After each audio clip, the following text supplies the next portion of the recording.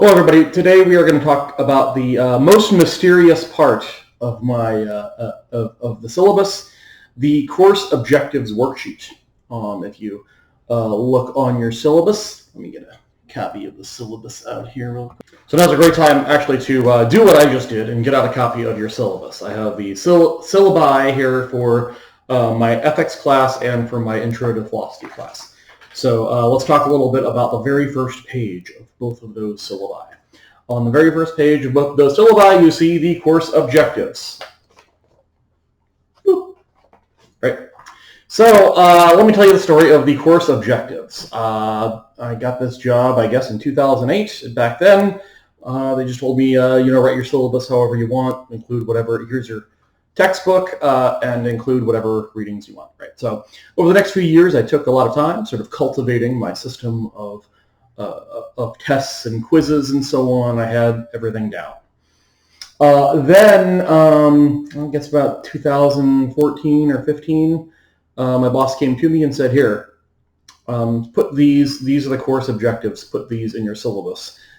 And also, you're now responsible for grading your students on every aspect of these course objectives that you, Jason, had no say in drafting. So, looking over the course objectives, I very quickly assessed that, well, I'm already doing most of these, except for a couple, right? Note for on the course objectives, you are responsible for identifying and constructing or evaluating arguments for validity and soundness, and criticizing or defending some philosophical thesis.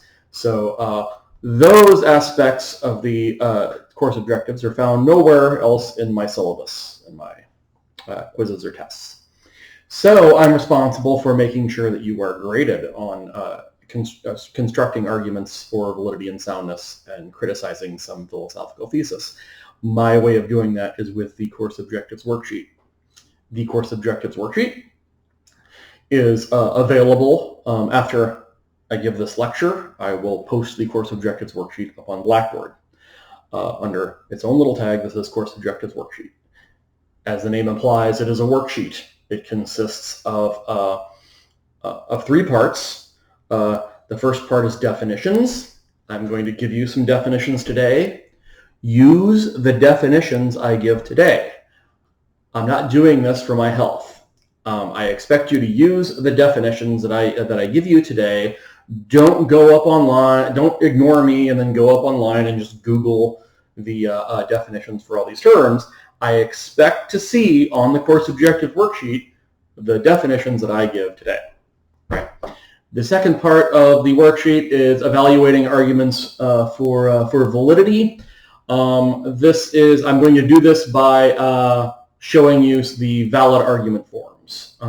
That is probably meaningless to you, but it will all mean something soon. The third part of the test, or the course objectives worksheet rather, you're on your own for. It is the section where you have to write an essay that is arguing for or against a philosophical position, meeting the standard of criticizing or defending some philosophical thesis, right? You can write on whatever philosophical topic you like. I give you on the worksheet a few prompts, a few topics you might write about. But if you don't like any of those prompts, you can write on some other issue. That's fine with me. Bounce it off me first. There's kind of a lot writing on this. I'll get to that in a second. But all you have to do is you have to write some essay that takes a side on a philosophical issue. Make sure that you are telling me about your own views. I'm not terribly interested on this essay in what Aristotle or Kant thinks about a topic. You're more than welcome to bring in some of the philosophers we talked about and say, on this issue I agree with so-and-so who believes this. That would be great. That's like term paper stuff going on there, right? But you don't have to. And most importantly, the essay has to be you talking and giving your views on something. Okay, that's only what will meet the criteria. So What's in it for you? The upside is that the course objectives worksheet is about 10% of your grade. It's 15 points in ethics, and I shouldn't say this because this is going to change with every class. So it's about 10% of your grade, right? And that's basically points that I'm just giving you, right? As long as you turn in the course objectives worksheet, I look over it and suss it out as acceptable. I do the points kind of all or nothing. So, if you turn something in and it's basically pretty good, that's just that's about 10% of your grade, right? That's the good news. The bad news is this is a necessary condition. The course objectives worksheet is a necessary condition of you passing this class. If you don't turn in the course objectives worksheet, you have not met the standards of passing the class, and that means you get an F for the course. Oh, that got your attention. F. So you have to turn in the course objectives worksheet, or you will fail the class. But let's not talk about that. We're going to be friends. Turn it in. Let's see, anything else I need to say about that? I think we're good. Okay, so now let's begin the lecture proper. So what we are going to do today is we are going to talk about some issues, some topics that normally you would go over. Normally you wouldn't go over in a intro to philosophy class or an ethics, let alone an ethics class. The stuff we're going to talk about today is typically some stuff you would learn in a critical thinking class or an intro to logic class. So, we do what the course objectives tell us to do. So I am responsible for making sure that you know how to evaluate arguments for validity and soundness. And here is my way of doing that. What follows is going to be basically a crash course in critical thinking. So by the way, I understand that most of you will find what's about to happen torture to one degree or another. If you like this, if you are the strange person who actually digs what we're about to do and you kind of want to hear more, I highly recommend that you take a critical thinking class or a logic class, either at Forest Park Community College or elsewhere later on in your college career. Because if this is going to be clear. This is going to be clear in a second. This has kind of a mathematical flavor. So some people are going to have a real knack for this and really like it. And if you have a knack for this, you should take a critical thinking class and maybe consider philosophy as a career. For everybody else, you just have to do it. Okay, so crash course in critical thinking. Here we go. Critical thinking is the practice of analyzing your beliefs to find out which of them make sense. Some beliefs make sense and stand up to logical rigor, and some beliefs fail. We are just to editorialize about this for a second. We need critical thinking as human beings because we are really, really bad at forming true beliefs. The beliefs that we form don't necessarily have to conform to what the evidence shows. Our belief systems are based on what helps us get by from day to day. And if believing something false helps you get by from day to day, then that belief might be selected by natural selection over the years. And so people just for years and years go on believing something that's maybe obviously false. And we in philosophy class like to figure out which of our beliefs, we care about which of our beliefs are true and which of our beliefs are false, even if the belief is something that's a strongly held, long-standing idea. So what we are going to do today is talk about some techniques for analyzing which of our beliefs make sense. So, okay. The most basic unit. Here are now begins the definitions. The most basic unit of critical thinking is the claim.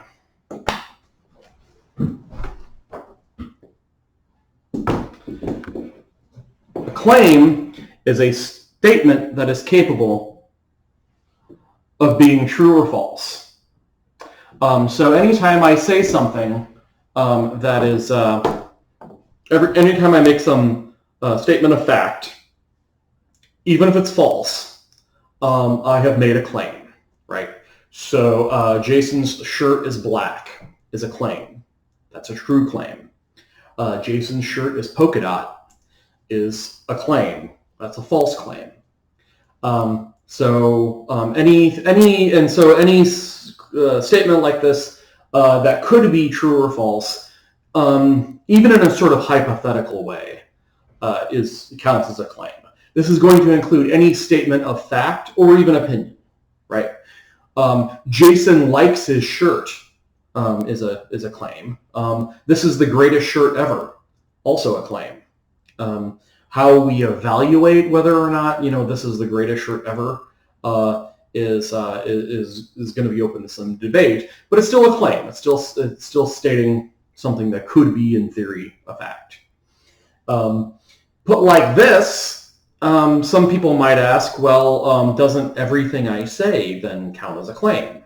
And no, there are lots of ways, lots of things we might say that aren't claims, a lot of statements we make that aren't claims. Turn in your course objectives worksheet is not a claim, it's a command. Are you going to the game is not a statement, or is not a claim, it is a question, right? So there are a variety of ways of making statements that don't count as claims, right? So this should be a familiar experience. You're in a bar or a coffee shop, and one of your friends, maybe with you, or maybe somebody at another table, says, Radiohead is the greatest rock band of all time. Radiohead, for those people who don't know, it's an English rock band that I used to be really into. I don't like some of their latest stuff. So you overhear this, right? And somebody saying this at another table, let's say. And you think to yourself, Radiohead, are they really the greatest rock band of all time? I mean, we all like their first few albums maybe, but does that, even then, were they better than the Beatles or the Rolling Stones or so on, right? So maybe you say to that person, you turn to this total stranger and say, really? Radiohead, the greatest of all time? And the person at the other table then will, he's made a claim. He's been challenged on that claim. Somebody says, really? And now what happens? Well, what happens next is the person begins to try to defend his what he said, right? And you do this by making other claims, right? Other claims that are meant to support the original claim. So now we have what's called an argument. In logic class, an argument has nothing to do with people being mad at each other or screaming at each other, even though philosophers famously are pretty rude to each other sometimes, and so do get mad over their arguments. But it's not about yelling at each other or screaming at each other. It's an argument in philosophy is a set of claims, one of which is meant to be supported by the others. So please get that down in your notes. Again, I expect these definitions and the ones that follow to show up again on your course objectives worksheet. So a claim is a statement that's capable of being true or false, and an argument occurs typically when a claim is challenged, and then the speaker begins to make other claims that are meant to support the original claim. So an argument is a set of claims, one of which is meant to be supported by the others. And this isn't part of your definition, but I'm going to use this terminology going forward, so you might want to make note of it. Arguments have two parts. There are the premises, which is the plural of premise, so I might refer to premise 1 or premise 2, but the premises are the part of an argument that is meant to support the conclusion. That's the second part of the argument. The conclusion is the part of an argument that's meant to be supported by the premises. So going back to the incident in the coffee shop, the person says Radiohead is the greatest rock band of all time. When challenged, then he gives a set of claims, one of which is meant to support that original claim. So Radiohead is the greatest rock band of all time turns out to be the conclusion. And the other claims that the person makes to support that conclusion, those are going to be the premises. Okay? This might sound familiar if you've taken a composition class and you've had to write a topic statement and then write an essay sort of defending that topic statement, paragraph 1, say, Donald Trump is the greatest, president of all time, right? And then paragraph 1 will be a reason why to believe that, right? A reason why Donald Trump is a great president. And then paragraph 2 will be another reason why Donald Trump is a great president. And then at the end, you come back around and you say, therefore, these are the reasons why you should accept my initial claim that Donald Trump is the greatest president of all time, right? So that's how they do it in composition class. This is exactly the same. The only minor difference is that we here in logic class, well, typically our standard form is to reverse the order, like to leave off the topic statement and just have premise, premise, premise, conclusion, premise, usually premise, premise, conclusion. But other than that, this is really what we're talking about here now is really just going to be a kind of a way of analyzing the logical substructure of your of the essays that you write in the persuasive essays that you write in composition class, right? So claim and argument. Now, there are at least 2 kinds of arguments, and we're going to talk about those today. And the types of arguments are going to be differentiated from each other based on the relationship between the premises and the conclusion.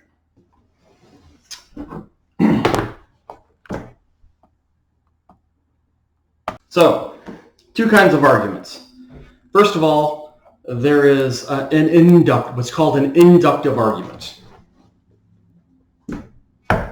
An inductive argument is an argument intended to show that its conclusion is very likely to be true, but not certainly true. Most of the arguments that we deal with in everyday life and in print are inductive arguments. And an inductive argument might go like this. It's a very familiar idea. If you, especially if you ever read any sort of, if you read any books that express opinions about politics or about art or anything like that, it's going to be a very familiar idea. So an inductive argument might go this way: that you're going to defend the view that Radiohead is the greatest rock band of all time. Okay, you made that claim and now you're going to defend it. How do you do that? Well, you might say, well, what backs that up? Well, let's say they have, I don't even know if these are true, but that doesn't matter right now. Let's say Radiohead has the best album sales of their era, right? They have the best live shows, right? They have the best critical reviews. The critics go crazy. It's probably true. The critics go crazy for the music of Radiohead. And so this again, might seem familiar from composition class. This would be the kind of outline that you would make for a persuasive paper. You'd say that, okay, here are the reasons, boom, boom, boom, to believe that Radiohead is the greatest of all time. That's what GOAT means. Now, this kind of argument ought to be familiar to you, again, if you read any sort of like reviews about any kind of art or politics or anything, right? Now, are we meant to walk away from this argument knowing that it is actually a fact that Radiohead is the greatest rock band of all time? No.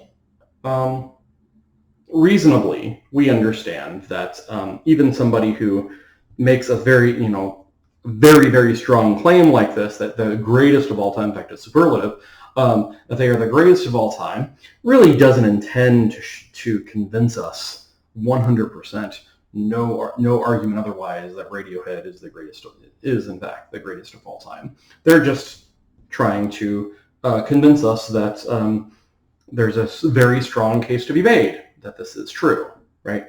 So an argument like this is an inductive argument. An argument like this is not really intended to show that its premises guarantee the truth of its conclusion. They're just meant to persuade. They're meant to make us think that it's reasonable to believe, very reasonable maybe, to believe that the conclusion is true. By the way, these are the premises, and this is the conclusion, right? So other inductive arguments might go like this. Anytime that there's any little bit of wiggle room for believing the conclusion is true, you have an inductive argument. If I say that 90% of, this isn't necessarily true, but let's just say that I say 99% of teachers are Democrats, therefore Jason is a Democrat, right? Well, that's a pretty persuasive argument, right? Because it's 90, if those numbers are true, then there's a 99% chance that Jason's a Democrat, and we would take those odds, right? Is it possible Jason isn't a Democrat? Well, yes, right there in right there in the method. If 99% are Democrats, then 1% are not. So who knows? Jason might be that rare non-Democrat teacher, right? So again, an argument like that is based on statistical analysis or playing the odds, right, is necessarily going to be an inductive argument, right? Now you might ask, well, what is the alternative to an inductive argument? I mean, this kind of argument seems to be everywhere. What is the alternative? Good question. So contrast the argument we just talked about, inductive arguments, with an argument that goes this way. All cats are mammals. Oscar is a cat. Therefore, see what happened there? You know what's going to happen next, right? You know that if it's true that all cats are mammals, and it's true that Oscar is a cat, you know this third piece of information, and that is that Oscar is a mammal, right? Now, this is a different kind of argument. This is a different kind of argument because the relationship between the premises and conclusion is much, much stronger, say infinitely stronger, than it is in an inductive argument. An inductive argument intends to show that its conclusion is likely to be true but not certain. What's called a deductive argument, the second kind of argument, is meant to show that its conclusion is absolutely certain to be true.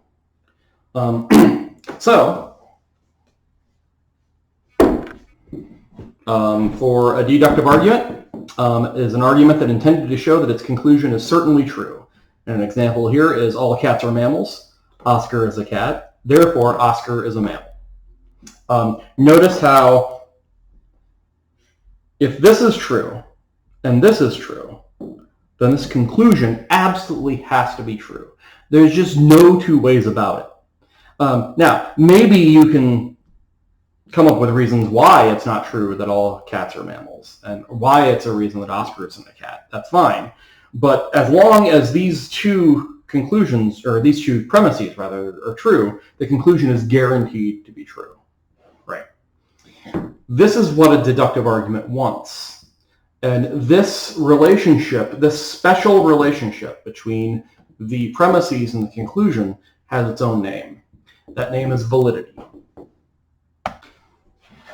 So in logic, the most important feature that we look for in logical arguments is the condition of validity, right? Validity is when the truth of the premises guarantees the truth of the conclusion, right? Validity is it's a property of arguments such that when this premise is true and this premise is true, the conclusion is guaranteed to be true. There's no way, there's no other way about it, right? And so it's true, and that's the case here. That it's true that all cats are mammals, and if all cats are mammals is true, and Oscar is a cat is true, then Oscar must be a mammal. There's no two ways about it, right? Now, digest the idea of validity for a second. Stew over that for a moment. Now let me ask you this.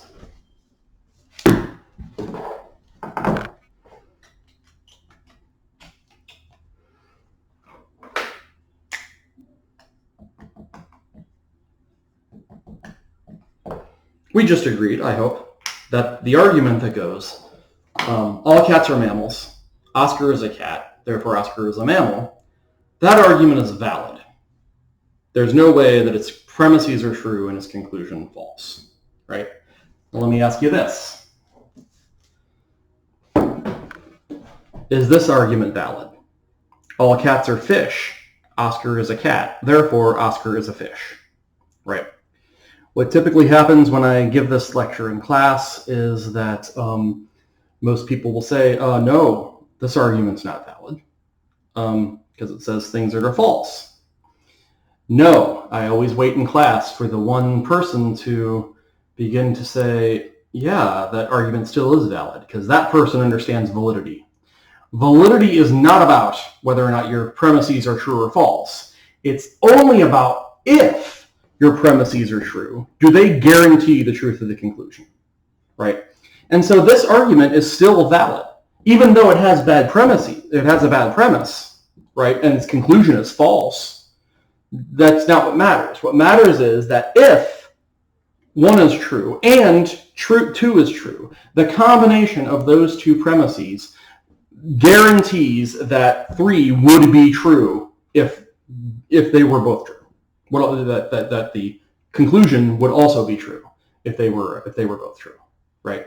And it's true that if all cats are fish and Oscar is a cat, then Oscar must be a fish, right? Now, Oscar is not a fish, right? I can see him right now. He's on the floor. He's a cat. He's speaking up, right? So this argument is valid. But it has a false premise and a false conclusion. So what do we want to say about that? Well, we say that it's valid, but it's not sound. Sound in logic class is going to be the greatest thing you can be, right? Every argument wants to be sound, and every person wants to give only sound arguments, right? So we're going to say, and we're going to talk about what that means in a second, but this argument then is going to be valid, but not sound. So what is sound?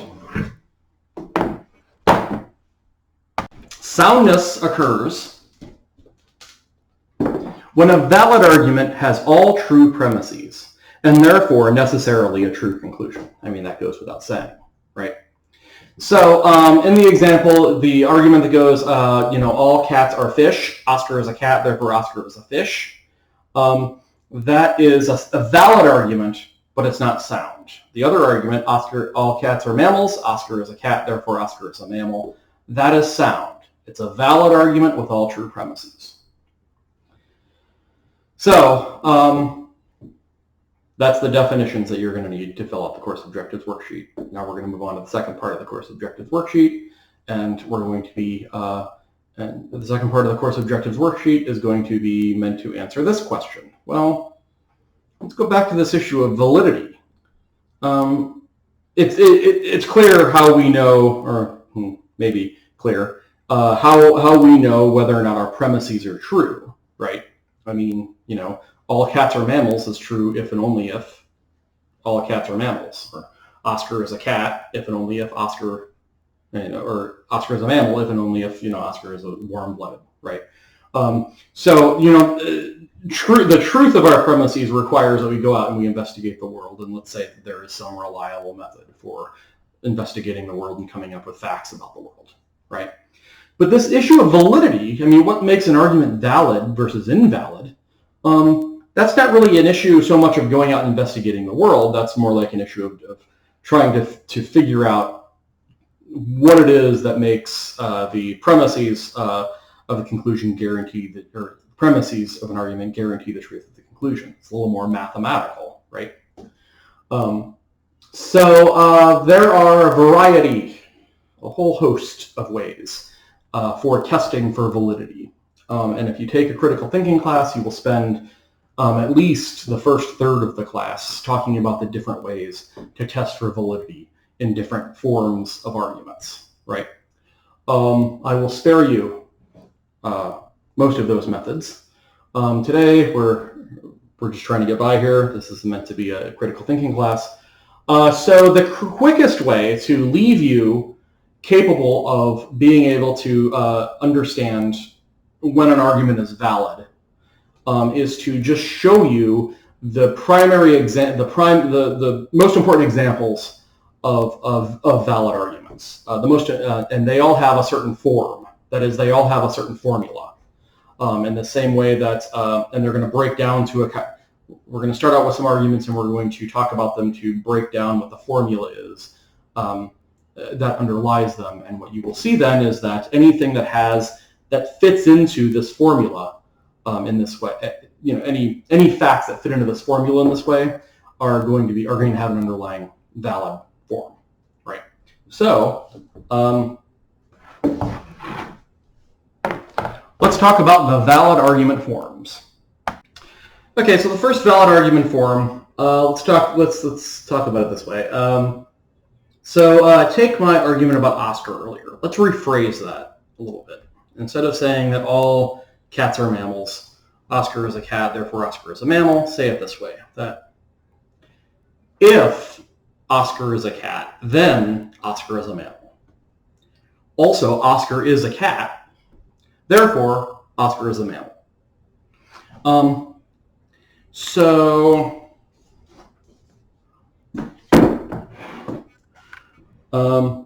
If Oscar is a cat, then Oscar is a mammal. Oscar is a cat, therefore Oscar is a mammal. Now, this argument has a certain form. A certain form underlies it. And what we see is that if anything that fits into this form is a valid argument. So this is a valid argument, and everything that fits into the general form of this argument is a valid argument. What do we mean by the general form? Well, let's break it down. Let's break the form of this argument down. First of all, to formalize it, we need a special kind of operator. Logical operators function like plus minus signs in math class, or division multiplication signs in math class. Okay, they're just going to be ways of connecting. Plus and minus are ways of explaining a relationship between numbers. These operators are going to be ways of describing relationships between claims. Okay, so let's introduce this conditional operator. It's a little arrow, and this arrow is always going to mean if then, and whatever comes before the arrow is going to be the if part, and the arrow means if then, and then what comes after the arrow is going to be the consequent, right? So if I say if Oscar is a cat, arrow, then Oscar is a mammal. Okay. In fact, let's break it down a little. We can break it down even a little more. We can name the claim Oscar is a cat. Call that C.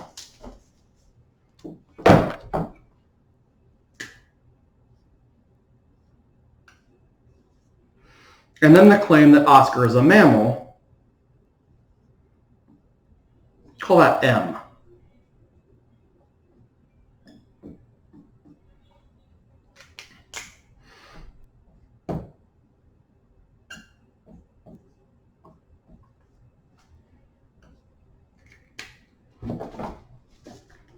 So C is the statement Oscar is a cat. M is the statement Oscar is a mammal.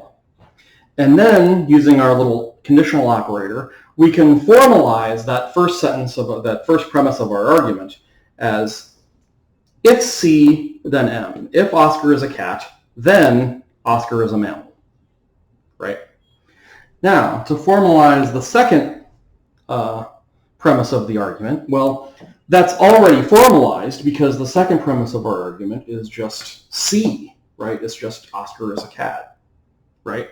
So then our second premise is C.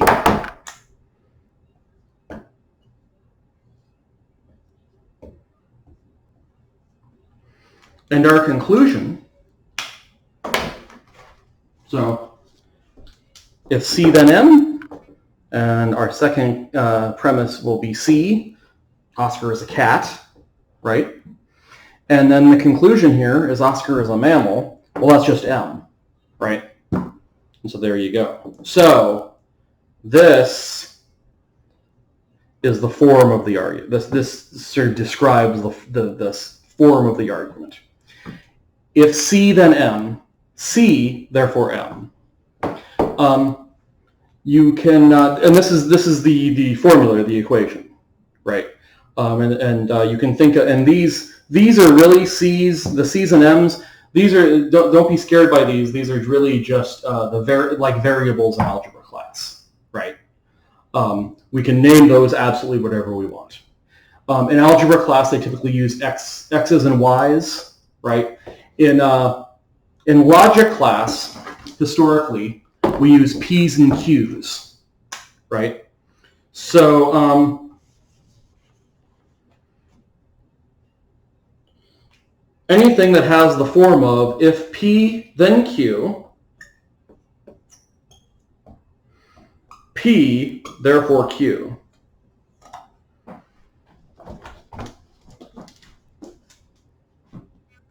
Anything that has that form is valid. It has a valid argument form, right? And it has its own name. The name is Greek, and the name is modus ponens.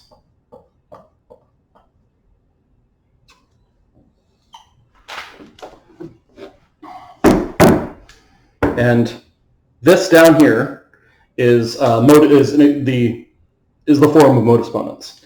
Any argument that has this form of if P then Q, P therefore Q, is modus ponens, and the easiest way to recognize the validity of an argument of a modus ponens argument is just by being able to spot that form in an argument in natural language. And that's what you're going to do on the course objectives worksheet. I give you a list of arguments in natural language, that is how people would write them or speak them just in a conversation or an editorial, right? And you have to spot whether that's modus ponens or one of the other argument forms that I'm about to give you, okay? And it'll be multiple choice. You can just circle modus ponens or modus tollens or whatever, right? So that's modus ponens, right? And anything that has that form, anything that has the form of, if this happens, then this will happen. This happened, therefore, this happened, right? If Biden wins the Democratic nomination, then Biden will be president, right? Biden will win the Democratic nomination. Therefore, Biden will be president. Right? Anything that has that form is modus ponens, and it's valid. Now, as might occur to you when I lay it out like that, if Biden gets the nomination, then he will become president. He will get the nomination, therefore he will be president. Now, you can argue all you want with whether or not the claims are actually true. Is it true that if Biden wins the nomination, he'll become president? Well, he also has to go through the campaign and defeat Donald Trump and so on, right? So we might say, well, that's not true, right? We also might say, it's not true, or it's not true that that Biden will win the nomination. No, that would be different. That Biden will defeat Trump or whatever, right? And those we take issue with the premises. But if the premises are true, then the conclusion is true, right? So well, let's proceed to the next logical or next valid argument form. Okay, now let's consider another of the valid argument forms. modus ponens has a negative little brother. It's always negating things, always being very negative about things. And the little brother is named modus tollens, right? And how this works is this way. Consider an argument that goes like this. If he is convicted, then he will go to jail.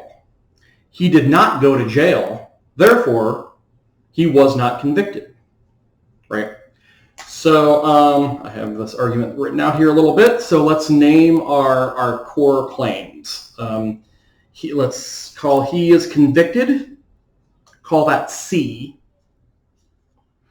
He will go to jail, call that J.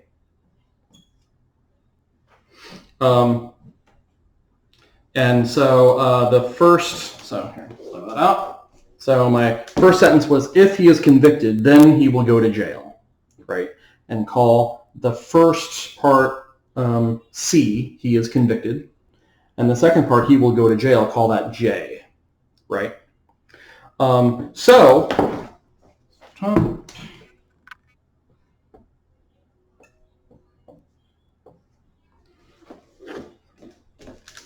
first premise will be, if C, then J. If he's convicted, then he will go to jail, right?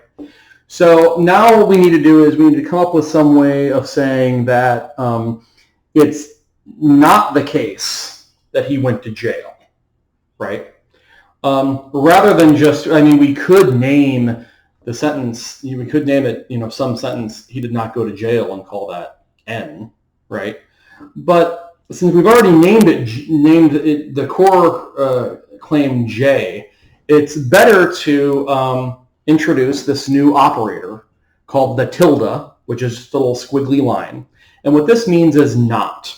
This is like a logical negative sign. In math class, if you put a negative sign in front of 1, it turns 1 into -1, right? And the tilde is just going to reverse the truth properties of a claim. So if I say that he will go to jail, that is J, then to say that it is not the case that he went to jail, that would be tilde J, or not J, right? So he did not go to jail. Our second premise then is going to be not J.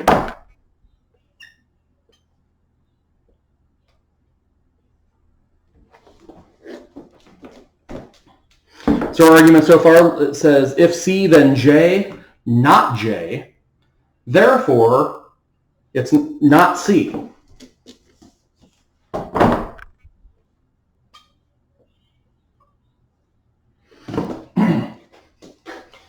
If he is convicted, then he will go to jail. He did not go to jail. It's not the case that he went to jail. Therefore, it is not the case that he was convicted. He was not convicted, right?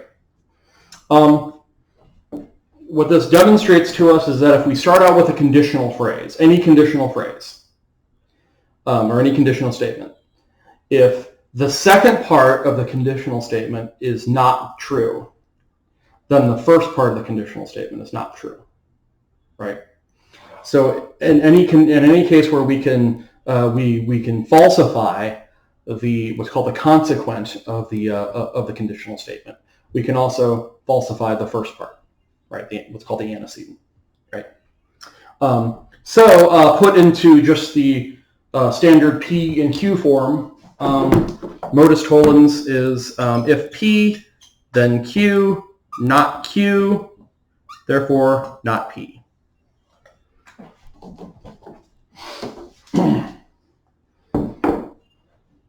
Anything that has this form is valid, again, right? Okay.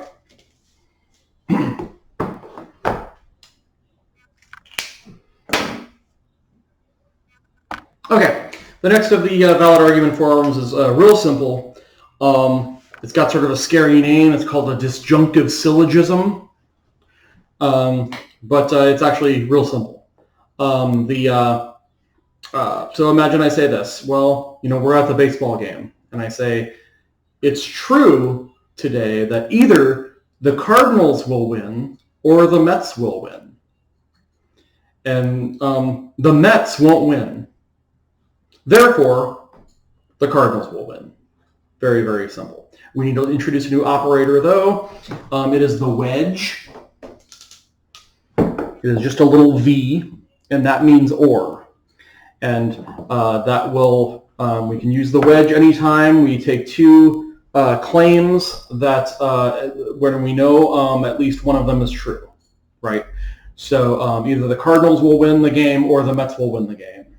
The Mets will not win. Therefore, the Cardinals will win. So pause for a second to think of how we want to name these claims, right? So let's say the Cardinals will win. That's the first of the embedded claims. That's the first claim that's sort of hiding in this premise. Either the Cardinals will win, call that C. Call the Mets will win, call that M.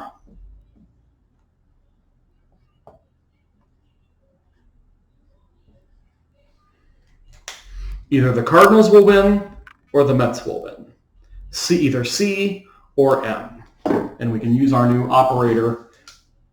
So either the Cardinals will win, call that C, or the Mets will win, call that M. And then the first premise will be either C or M. There's our wedge working there, right? Now, the next premise, the Mets won't win. So that means not M, right? And we know how to write not, right? We just use our previous operator, the tilde. Premise 2 then is not M, not the case that the Mets will win. Therefore, it is the case the Cardinals will win, and that's just C.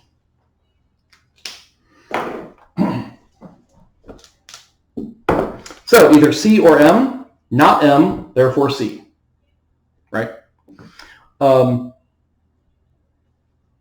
So very simple, either this thing will happen or this thing will happen.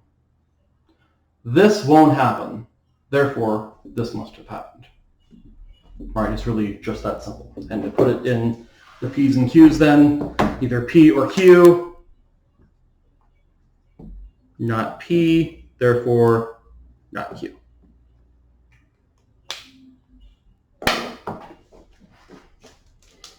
Right. So, okay. So anything that has that form, call it disjunctive syllogism. Don't be scared of this this big, it has a big scary name, but disjunctive. A disjunct is just another word for the wedge. And syllogism, you can blame our old friend Aristotle for that word. A syllogism is what is Aristotle's word for any three-line logical argument. Any argument that consists of any valid argument that consists of two premises and one conclusion, right? So. Okay, the last of the valid argument forms is as follows. Imagine you read this in Entertainment Weekly or some movie magazine, right? Or movie blog, right? Somebody makes this argument. They say, well, if the movie is good, then it will make $1 billion. And if it makes $1 billion, then there will be a sequel, right? Therefore, if the movie is good, there will be a sequel. What we're doing here is we are going to link up two conditional statements. And once they are linked up in the right way, we're going to cut out the middleman and just jump from the first claim of the first conditional statement to the conclusion, or the consequent of the second conditional statement. So that sounds complicated. It's not. So if the movie is, let's say the movie is good, call that G, right? It makes $1 billion, call that B.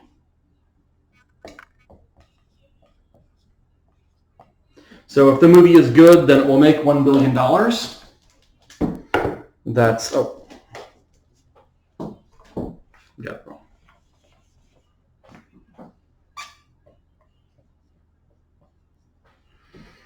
conditionals, just FYI, conditionals are one-way streets.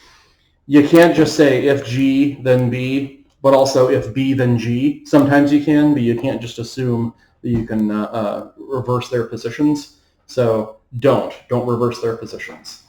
It's like in a, you can, just don't. It's like you can't reverse the places on a division problem, right? Or a subtraction problem. You can't reverse a conditional statement. Just FYI. If G, then B. If the movie is good, then it will make $1 billion. Okay. So now the second statement is, or the second premise is, if the movie makes $1 billion, that's B again, then there will be a sequel. So there will be a sequel, call that S, or sequel. And then our second premise is, if B, then S, right? Okay, so here's going to be the syllogism. You have two conditional statements, right? Premise 1 is a conditional statement, premise 2 is a conditional statement. Notice how they are related. Notice that the first conditional statement is if G, then B, and B turns out to be the first part, the antecedent of another conditional statement, right? So when that happens, and they're related like that, what you can do is you can cut out the middleman. You can cut out the B and just go from G to S. Just say if G, then S, right? And that's what happens here. If the movie is good, then it will make $1 billion. If it makes $1 billion, then there will be a sequel. Therefore, if the movie is good, there will be a sequel. If G, then S.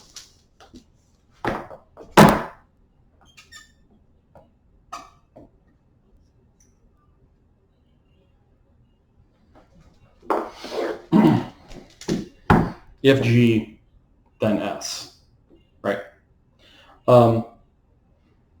And that's hypothetical syllogisms. Put it in the P and Q form. If P, then Q. If Q, then R. Therefore, if P,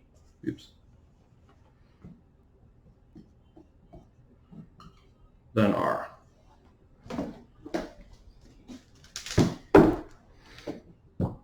Right? That's a hypothetical syllogism. Anything that has this form has a valid argument structure, right? Now, it's typical at this point in my class, somebody will raise their hand after suffering through this lecture, which is not what you'd expect in ethics or intro to philosophy, but here we are. Somebody will raise his or her hand at this point and say, yeah, who cares? This isn't an ethic. This isn't a critical thinking class. Why do we care about this? Well, I have two answers. One is because it says it right there on the syllabus that you have to fill out your course objectives worksheet, and you need this information to do that. So that's my first answer to when are we ever going to use this? Very soon, sometime within the next few weeks to fill out your course objectives worksheet. Smart guy or girl. Secondly, my second answer to that, a little less belligerent, is to say that when can you ever use this information? Well, one practical application of knowing the valid argument forms is if you are ever going to spend any time arguing with people, right? Anytime you're going to write or speak anything that is meant to sort of confront people, like for instance, if you're going to be on a debate team, right? Or if you are ever going to be a lawyer and you're going to have to take argue against people. If you spend a lot of time on Twitter or some social media arguing with people, and you want your arguments to be better, and you have to respond to and critique other people's arguments. Knowing the valid argument forms can come in handy because what it can allow you to do is if you realize that your opponent is giving you an argument that has a valid form, you know that there's no point in attacking that person's conclusion, right? You have to go after one of the premises, at least one of the premises.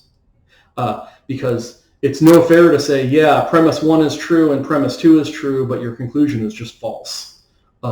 If the argument is valid, because if it's a valid argument for them, then there's no way that the conclusion is false if the premises are true, right?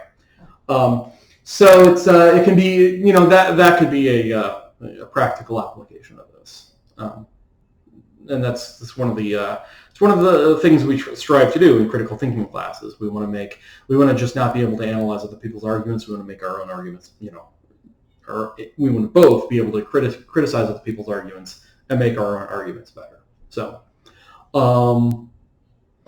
okay. Thus concludes the lecture for our for the course objectives worksheet. Just a bit of advice here at the end. If any of this I really rushed through a lot of this. Again, if we're a critical thinking class, we go into a lot of detail with all of these forms and talk about all of this at length over the course of days or weeks, right? Instead, I've crunched all this together in an hour, right? So if any of this is unclear, this video is going to be good. You can go back and re-listen to things, and that's good. If you go back and you re-listen to some stuff and it's still not clear, feel free to email me or talk to me, and we can get it straight. If you haven't guessed this yet, I'm really not crazy about teaching this stuff in these classes. I really hope that this doesn't, once you've struggled through this lecture, I hope that it doesn't take you more than, 45 minutes or an hour to fill out the course objectives worksheet, if that. And I'm willing to give whatever help is needed to sort of try to make that go a little smoother. So let me know if I can help. But other than that, good luck. Talk to you later.